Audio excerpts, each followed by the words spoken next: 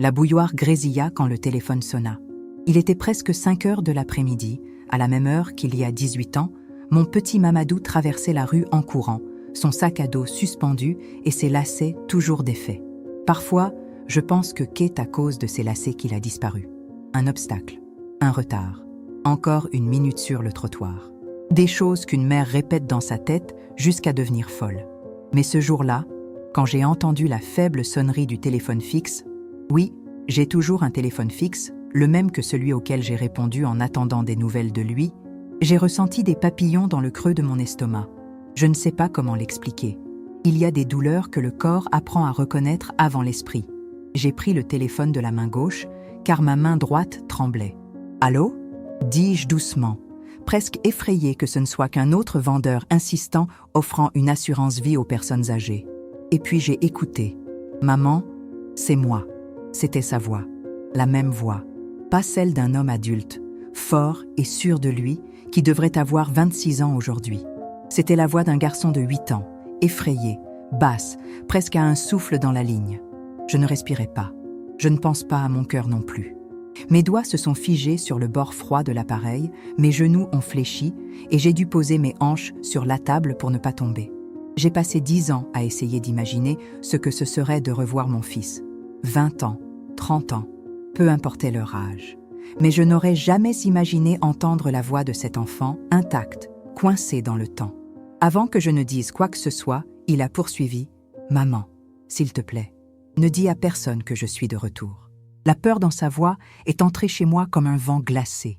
Et c'est cette peur, pas les mots, qui m'a tuée intérieurement. Parce qu'une mère reconnaît la peur de son propre enfant, même après 100 ans, même après la mort, même après l'oubli. J'ai essayé de lui demander où il était, comment il avait eu mon numéro, s'il avait besoin d'aide, mais avant que je ne forme des phrases, la ligne était étouffée.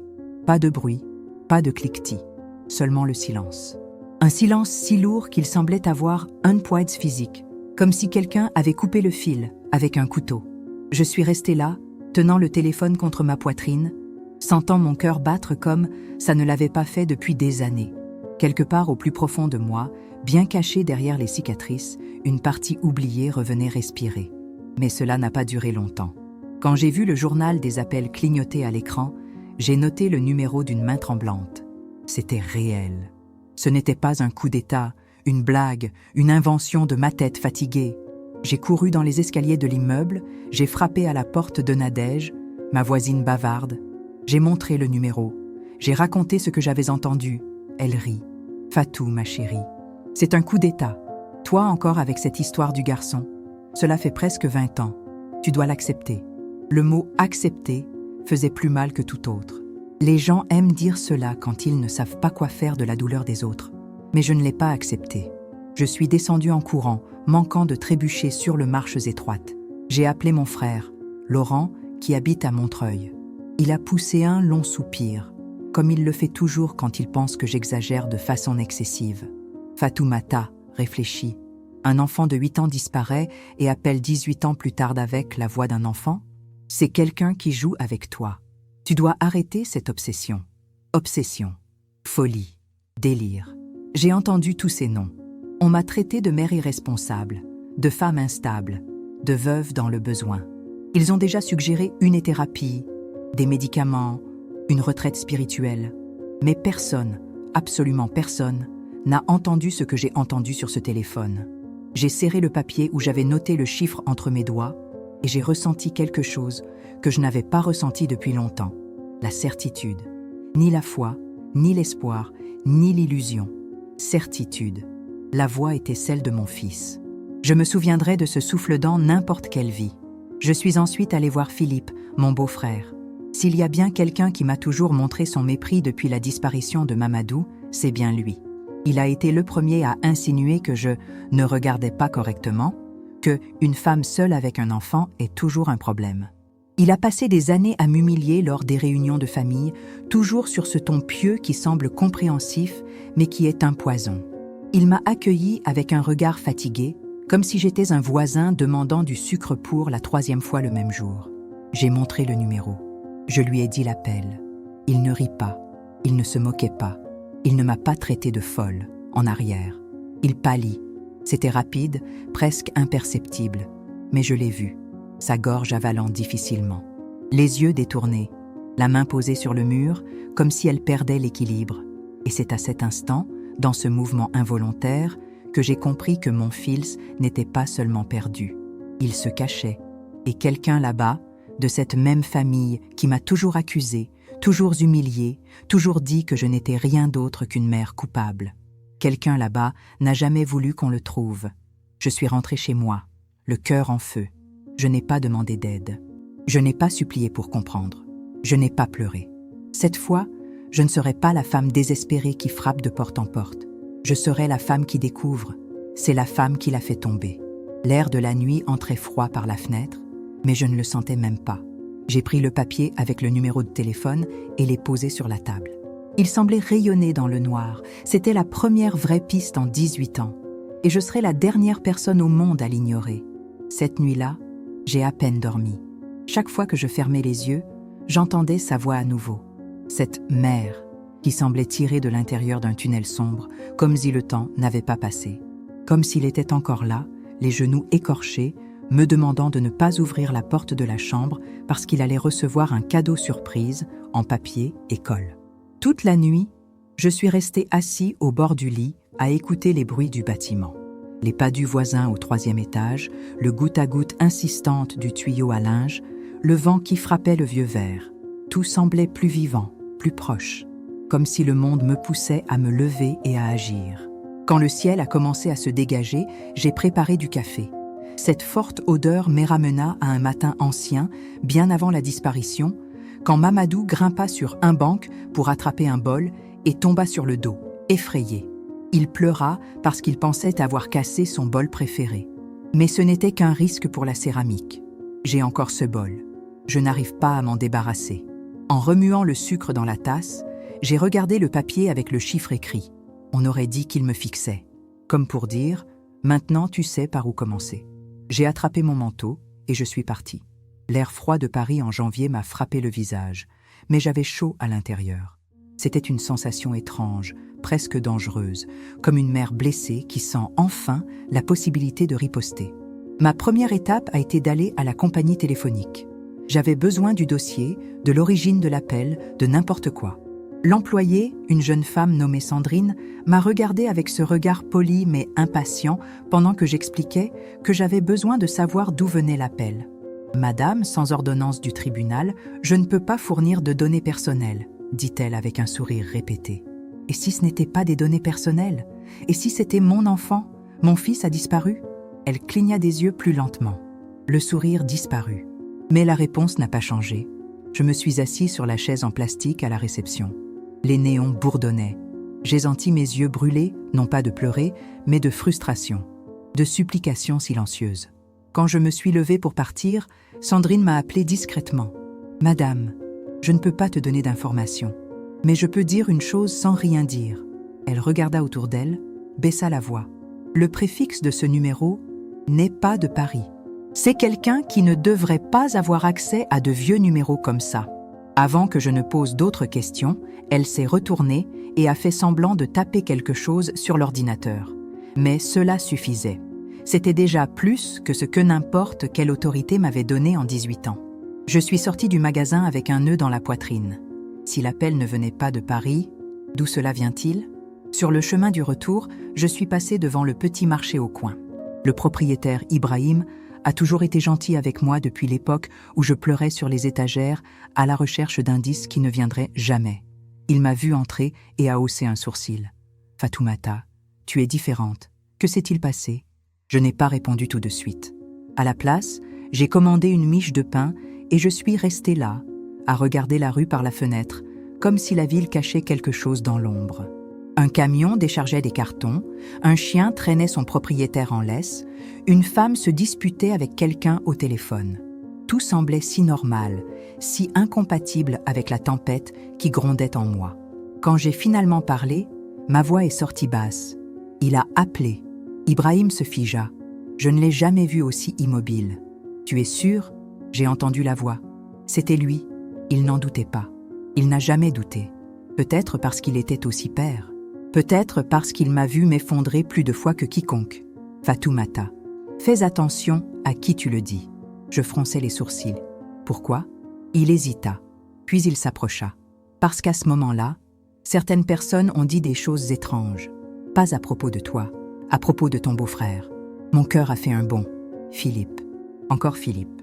Je me suis souvenu de quelque chose que j'avais enfoui profondément. Le jour de la disparition, il s'est présenté chez moi avant même la police, même avant les voisins. Et c'était étrange quand il a vu la police chercher des traces dans le jardin. Je pensais que qu'était juste de l'inquiétude. Aujourd'hui, je ne sais plus. J'ai remercié Ibrahim et je me suis dirigé vers l'immeuble de Philippe. Il ne l'était pas. La porte se referma. La fenêtre sombre. Je me tenais sur le trottoir, levant les yeux, essayant de comprendre pourquoi cet homme réagissait toujours si intensément quand je mentionnais Mamadou.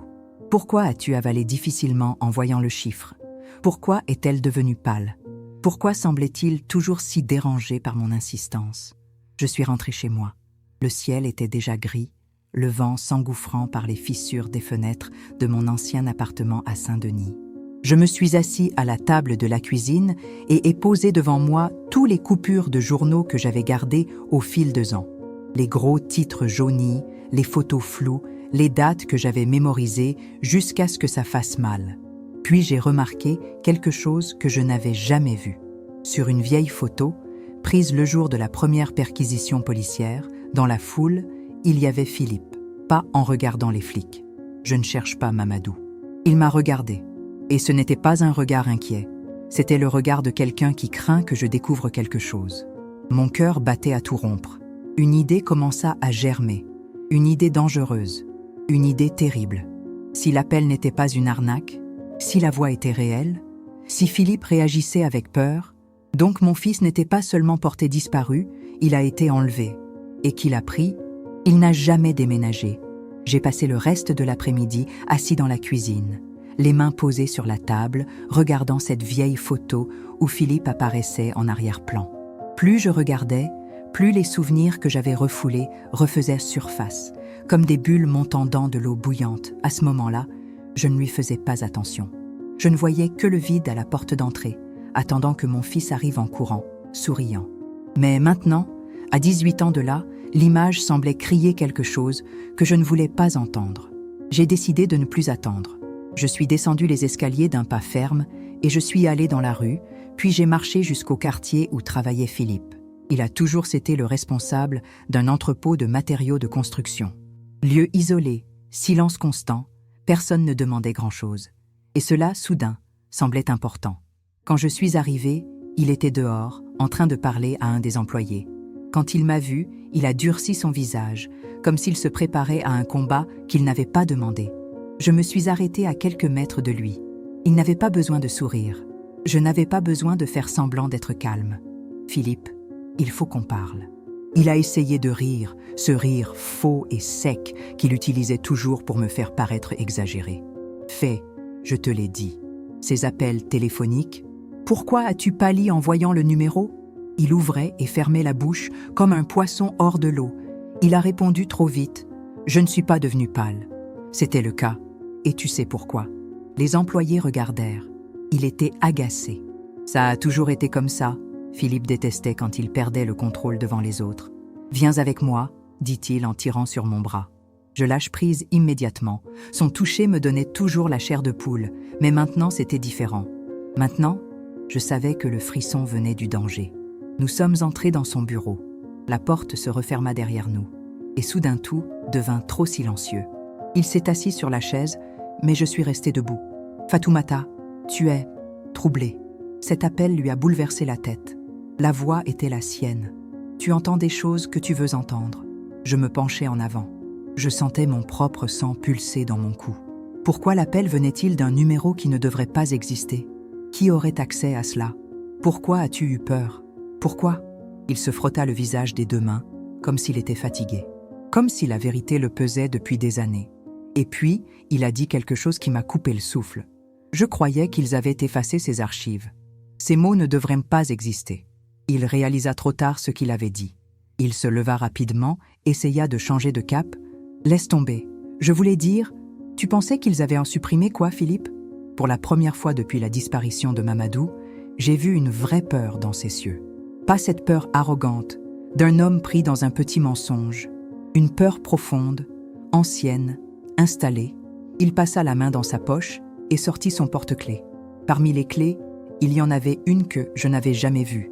Il la serra fort, comme si c'était un bouclier. « Fatoumata, il y a des choses que tu ne devrais pas chercher. » J'ai ri, un rire court, sec, presque cruel.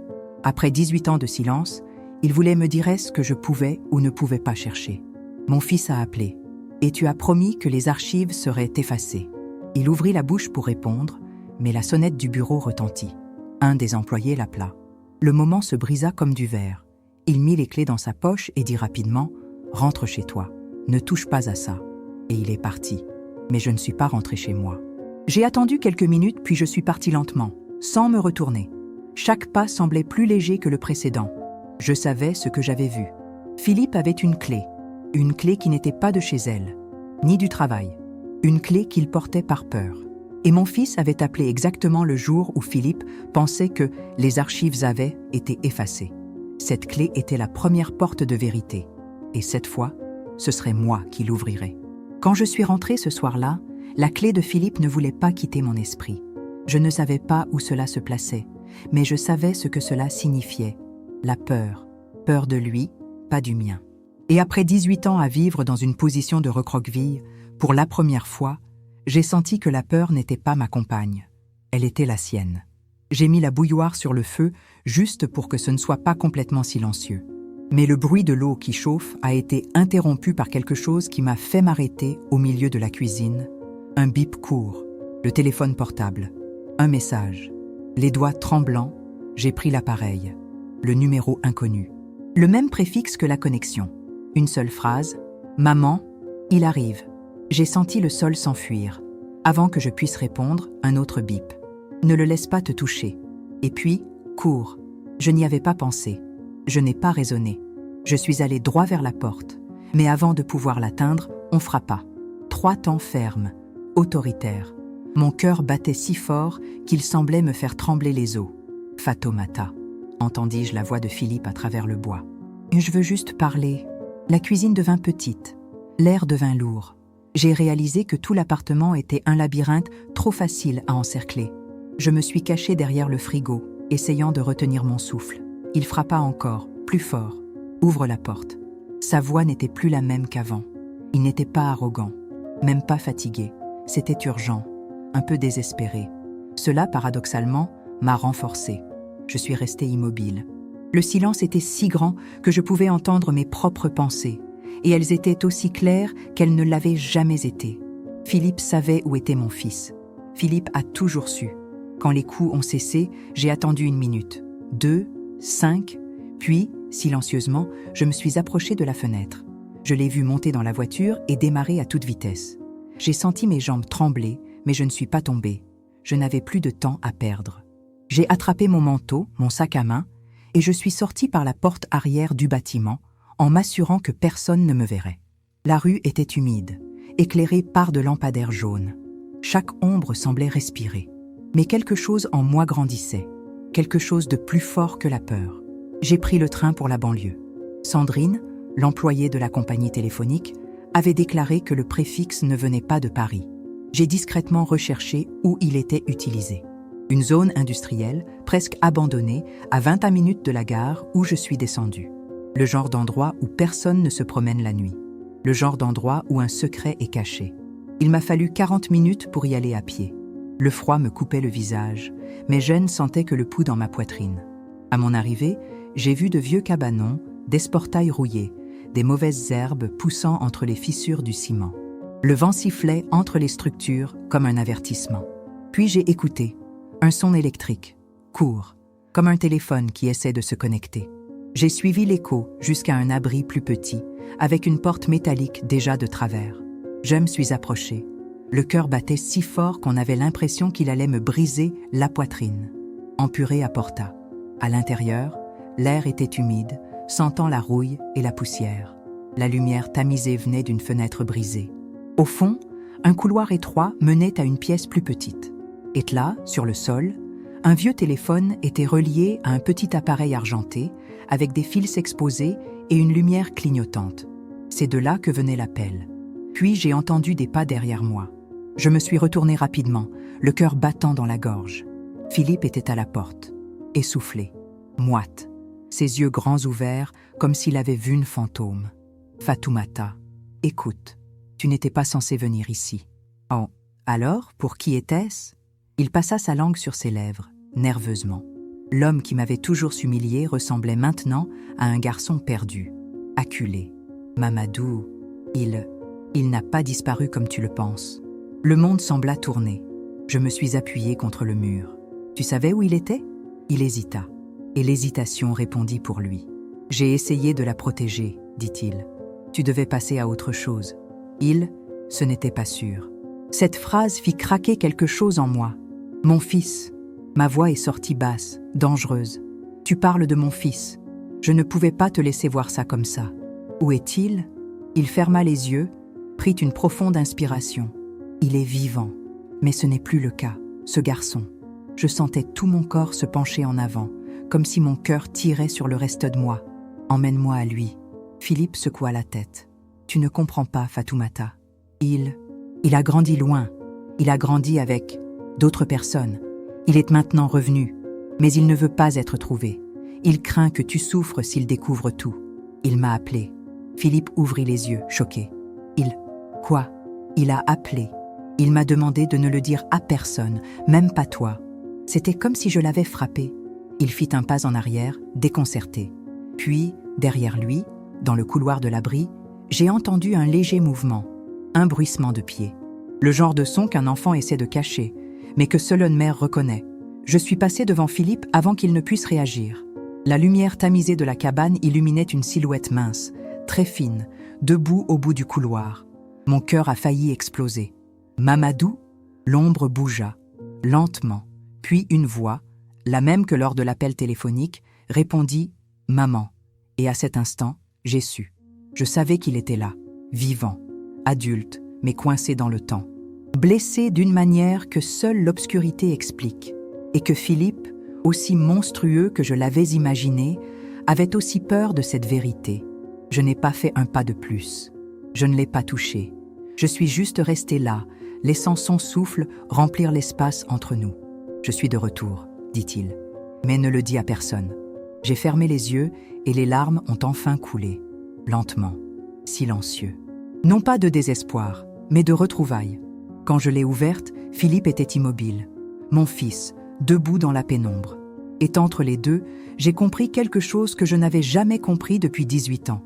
La vérité ne détruit pas. La vérité vous libère. Et c'est ce que je ferai, avec toute la force qu'il me restait, avec toute la mer que j'étais encore, avec tout le silence que j'ai appris à porter.